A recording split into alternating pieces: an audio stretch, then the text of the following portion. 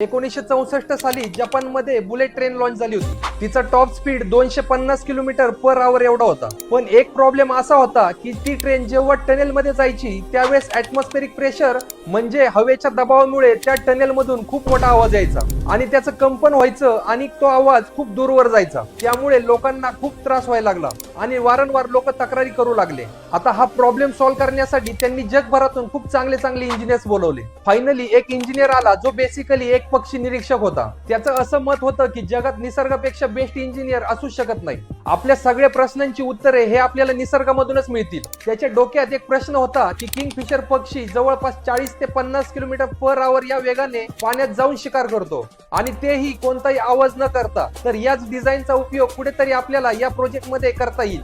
मग त्याने किंगफिशर या पक्षाचा जवळून स्टडी केला. मग त्याला समजलं की हा पक्षी एवढ्या स्पीड मध्ये आवाज करत नाही कारण फक्त आणि फक्त त्याच्या लांब चोचीमुळे. तिथूनच त्याने बुलेट ट्रेनच्या समोरच्या भागात बदल करण्याची युक्ती सुचवली.